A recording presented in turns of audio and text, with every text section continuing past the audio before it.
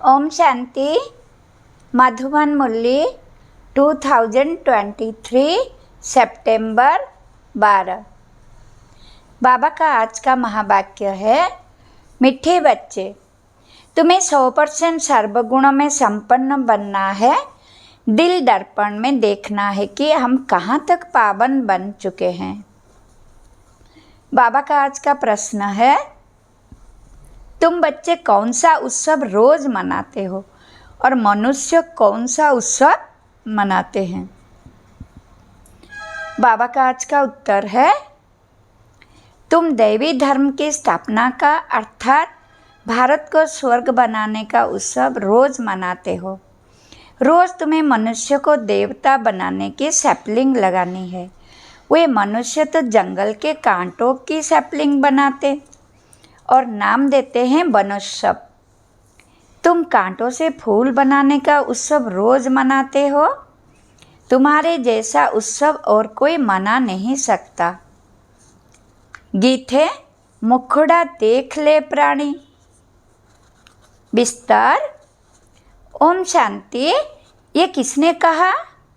यहाँ तो है ही बाप और बच्चों का सम्मुख मिलन। बच्चों को अब दिव्य चक्षु ज्ञान का तीसरा नेत्र मिला है देखने के लिए, क्योंकि पतित अथवा पाप आत्माएं तो सब थे। पतितों को पावन बनाने लिए बाप श्रीमत देते हैं। ये श्रीमत देने वाला कौन है? उनको भी समझना चाहिए।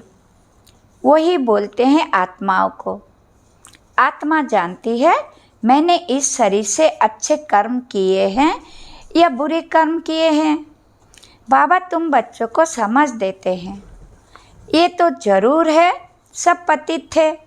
अभी तुम देखो हम कहाँ तक पावन बने हैं और दैवी गुण धारण किए हैं।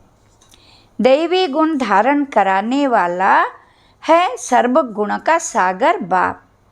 वो बैठ समझाते हैं। मनुष्य तो गाते हैं मुझ निर्गुण हारे में कोई गुण नहीं।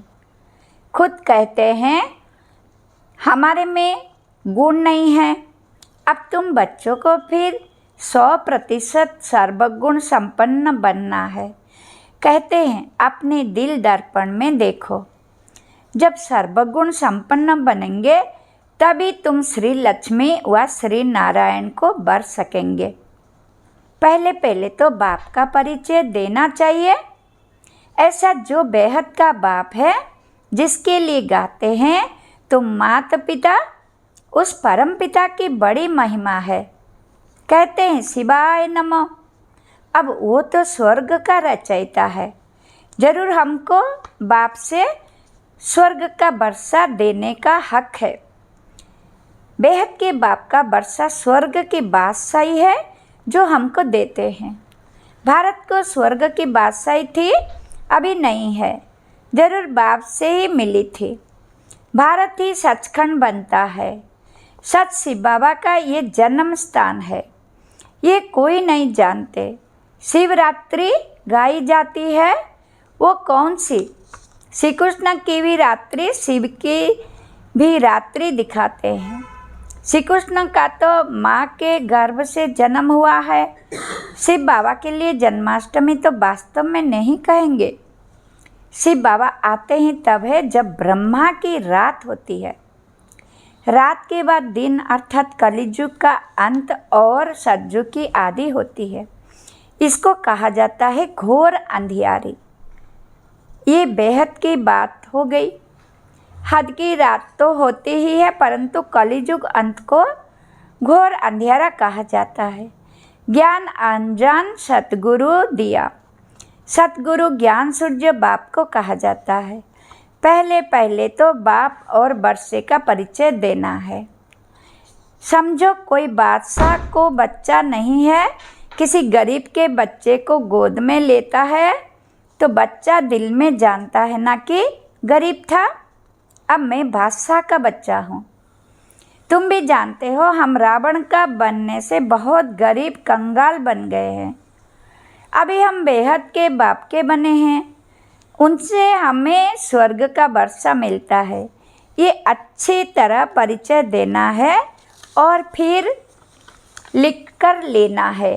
हमको बेहद बाप से बेहद का वर्षा मिलता है, ये ज्ञान और कोई दे नहीं सकता। सन्यासी तो घर बार छोड़ आते हैं, वो फिर माँ बाप चाचा मम्मा आदि कहलाने से निकल गए, खलास। यहाँ तो गृहस्थ धर्म की बात है, वो गृहस्थ धर्म का त्याग करते हैं। तुम बच्चों को बाप समझाते हैं, तुम सो देवी देवता गृहस्थ धर्म थे, सर्वगुण संपन्न संपूर्ण निर्विकारी थे और तुम स्वर्ग के मालिक भी थे। फिर पूज्य से तुम पुजारी बन अपनी पूजा कराते हो।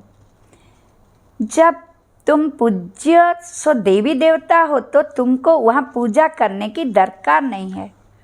वैसे ही भारत देवी देवताओं का पूज्य कुल था, अभी पूज्य से पुजारी बने हो।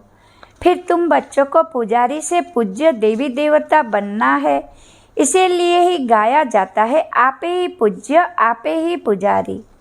बाप पूज्य और पुजारी नहीं बनते, बाप तो सदा पूज्य है ही। भक्ति मार्ग में ब्राह्मण लोग मंदिर में शिवलिंग रखते हैं, फिर बाप की बैठ पूजा करते हैं। हम उनके बच्चे हैं, परमपिता परमात्मा ऐसे कहेंगे ना, वो तो है निराकार, आत्मा भी है निराकार। शिव के पास जाते हैं तो कहते हैं परमपिता परमात्मा निराकार शिव। ये आत्मा ने कहा इन अर्गान्स द्वारा।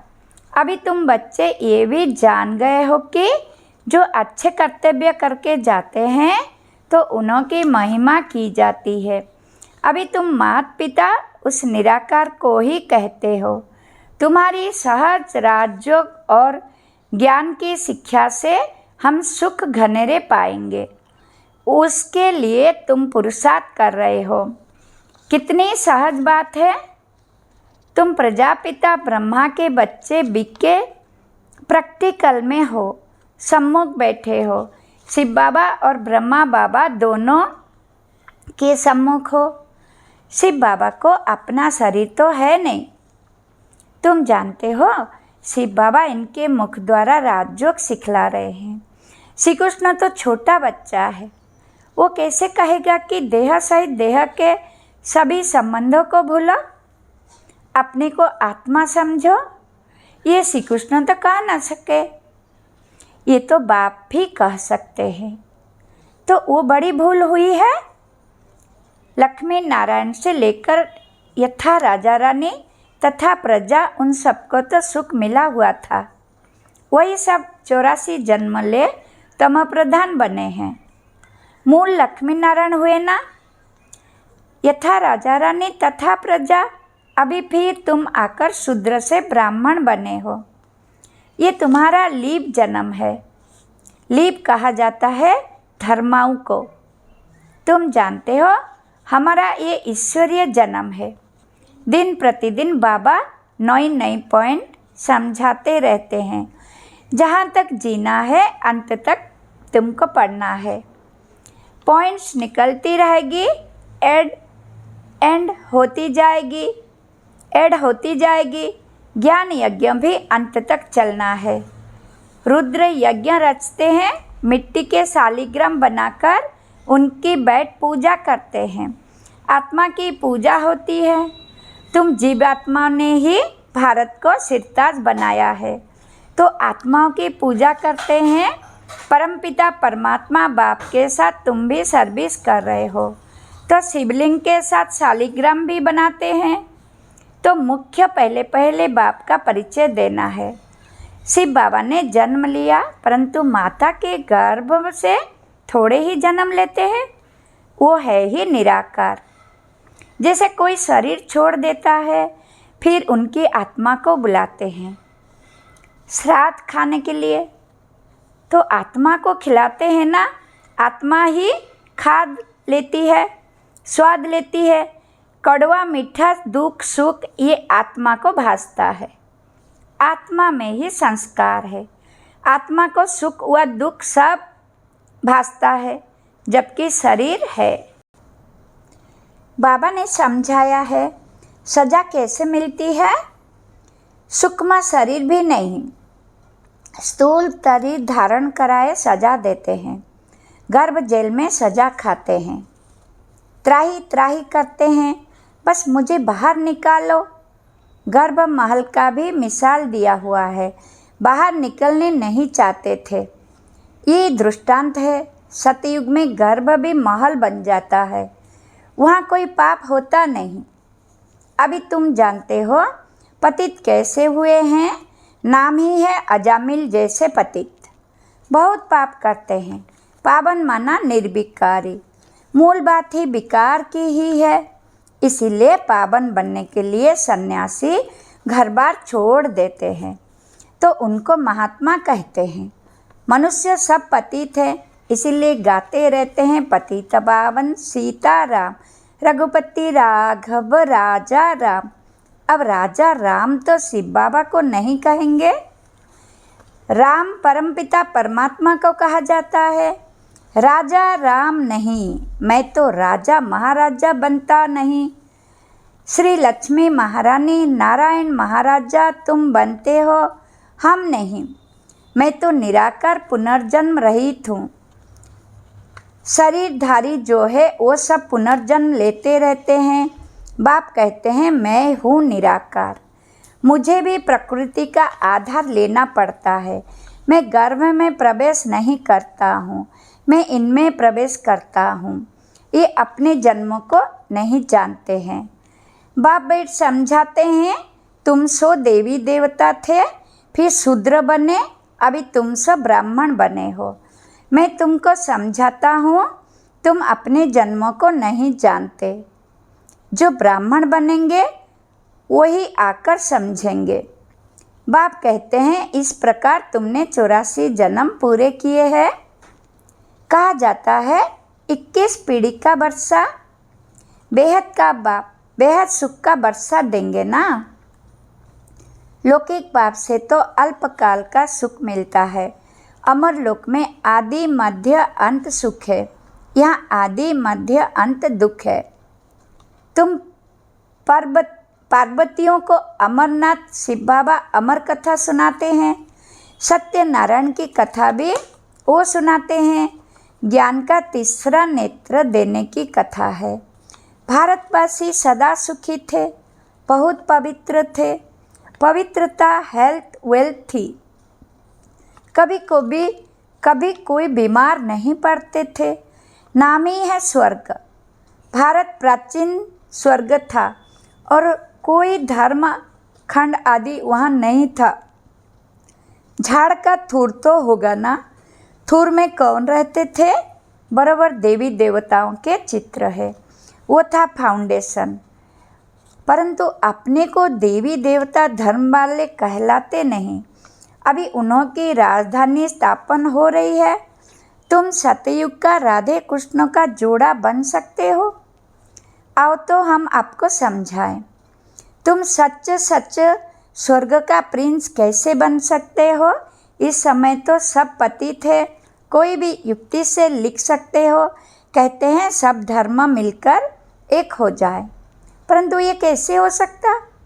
एक धर्म तो सतयुग में ही था, एक मत एक भाषा थी, ताली नहीं बजती थी, विश्व के मालिक थे और कोई धर्म नहीं था। वो कैसे बने? फिर और धर्म कैसे आए? ये कोई भी बुद्धि नहीं चलाते हैं। जब बिल्कुल ही पतित बन जाते हैं तभी पतित पावन बाप आते हैं और धर्म की पावन आत्माएं ऊपर से आती है। पहले धर्म स्थापक खुद आते हैं, फिर अपने पिछाड़ी औरों को बुलाते हैं। आओ, उनको तो सतो रजो तमो में आना है। जो भी आते हैं सबको सतो रजो से फिर तमो बनना ही है। परंतु अभी तुम पतित से पावन बनते हो। सब बुलाते हैं, गॉड फादर आओ, आकर के हमको हेबिन में ले जाओ। वो हेबिन कोई मुक्ति को, कोई जीवन मुक्ति को समझते हैं। तुम समझते हो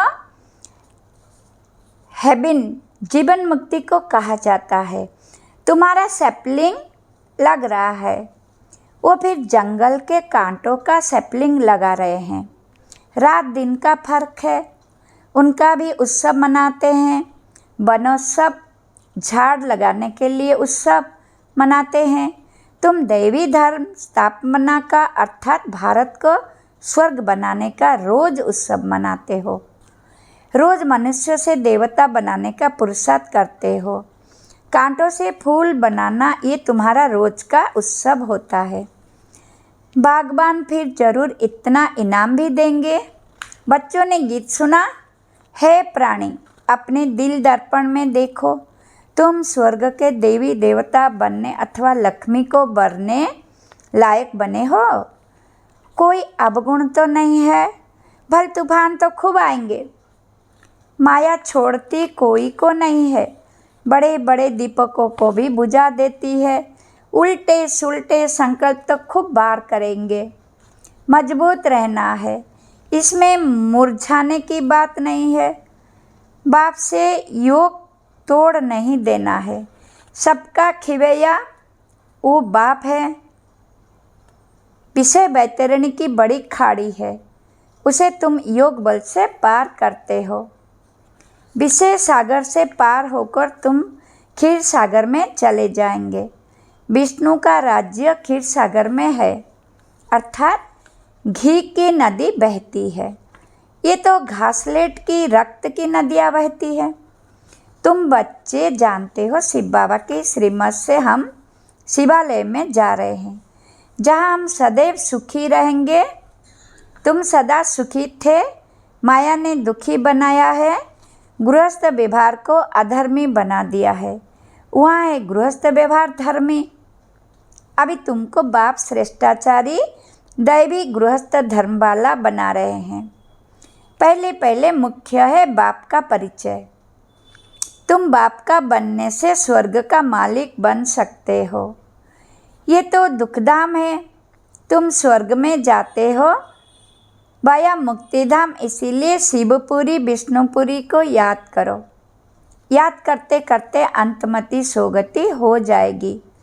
ये याद रखो, हमारे 84 जन्म पूरे हुए। फिर हम कल आकर राज्य करेंगे। दिल दर्पण में अपनी शक्ल देखते रहो। कोई अवगुण तो हमारे में नहीं है।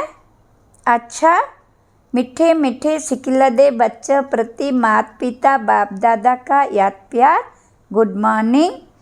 रूहानी बाप की रूहानी बच्चों को नमस्ते नमस्ते नमस्ते।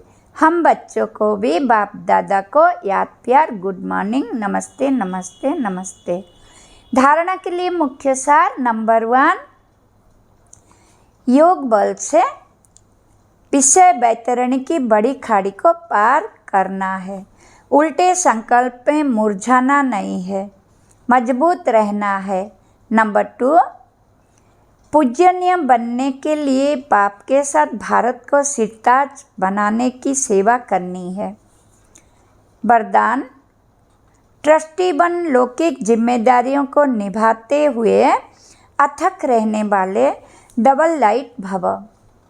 विस्तार, लौकिक जिम्मेदारियों को निभाते हुए सेवा की भी जिम्मेदारी निभाना, इसका डबल लाभ मिलता है।